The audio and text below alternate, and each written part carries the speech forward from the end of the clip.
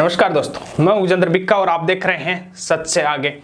दोस्तों, देश में 5 फरवरी बुधवार का दिन और पंजाब के अमृतसर में एक विमान लैंड होती है।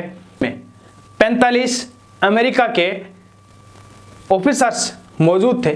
अमेरिका की सेना का ये विमान था और उसमें 104 अवैध प्रवासी जो अमेरिका में रह रहे थे, भारत के नागरिक थे।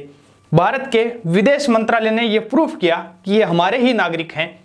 वो अवैध रूप से अमेरिका में रह रहे थे। उनके हाथों में बेड़ियां, पैरों में बेड़ियां जकड़ करके अमृतसर के एयरपोर्ट पर अमेरिका का एक सैनिक विमान छोड़ करके चला गया। अब जैसे ही उन प्रवासी लोगों का वीडियो वायरल हुआ, जिनके हाथों में पैरों में बेड़ियां जकड़ी हुई थी, तो पूरे देश में हाहाकार मच गया। पूरे देश का लिबरल गैंग चूड़ियां तोड़ने लग गया और उनके छाती से दूध उतर गया और कहने लग गया, देखो देखो हमारे देश के नागरिकों के साथ कितना सलूक किया जा रहा है, दुर्व्यवहार किया जा रहा है। उनके पैरों में बेड़ियां जकड़ी हुई है। देखो देखो मोदी सरकार क्या कर रही है, देखो देखो देश की सरकार क्या कर रही है, देखो देखो ये ट्रंप तो मोदी का दोस्त हुआ करता था, देखो देखो ये क्या हो गया, देखो देखो डंकापति का डंका बज रहा है, वगैरह वगैरह कई तरह की बातें होती हैं। देश की संसद में मुद्दा उठता है।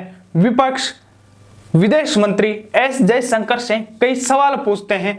जब एस जयशंकर जो विदेश मंत्री है उनसे यह सवाल पूछा गया तो उन्होंने लोकसभा में यह बताया कि यह मामला 2009 से चल रहा है, यानी 2009 से अमेरिकी सरकार अपने अवैध प्रवासियों को भेज रही है, जिनमें भारत के भी शामिल होते हैं। और 2009 से 734 अवैध प्रवासियों को भारत डिपोर्ट किया गया था। 2010 में 799 अवैध प्रवासियों को अमेरिका द्वारा भेजा गया था।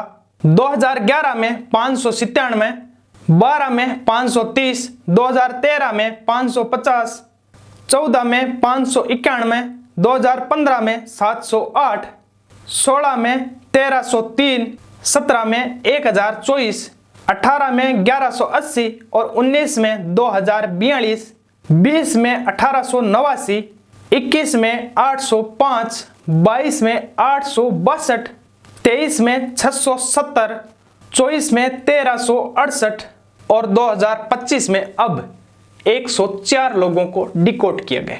लेकिन इससे पहले जितने भी अवैध प्रवासियों को भेजा गया था, पूरे देश में कहीं भी चूं नहीं हुआ, किसी की भी छाती से दूध नहीं निकला, कोई भी विपक्षी पार्टियों वाले विधवा नहीं हुए, किसी ने चूड़ियां नहीं तोड़ी, किसी ने विधवा विलाप नहीं किया। लेकिन अब जब 104 लोगों को भेजा गया है तो बुरी तरह से हाहाकार मच गया। लोकसभा में सवाल उठाने लग गए।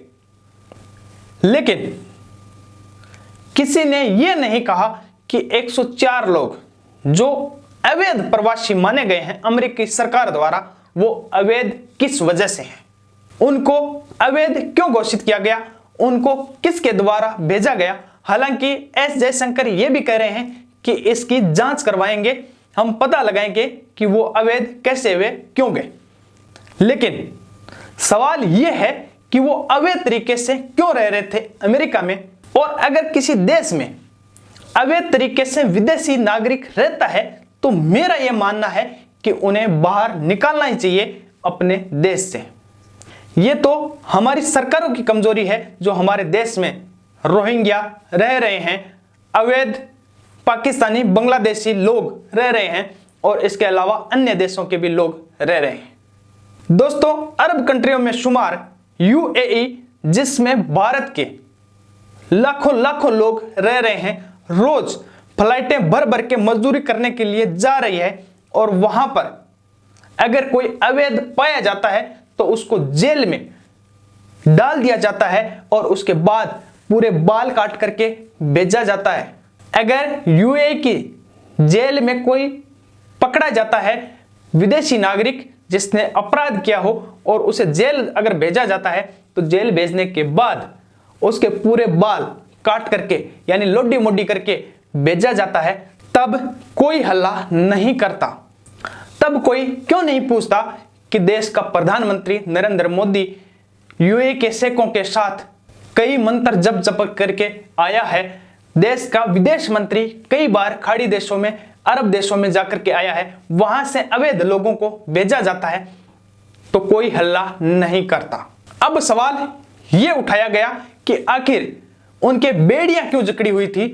दोस्तों, अवैध प्रवासी जो रह रहे हैं उनको अमेरिका सरकार अपराधी मानती है, और जाहिर सी बात है कोई भी अगर इलीगल तरीके से किसी देश में रह रहा है तो वो अपराधी है, और अपराधियों को इसी तरह सलूक किया जाना चाहिए। और क्या उनके साथ जमाई के जैसी खातिरदारी की जाएगी।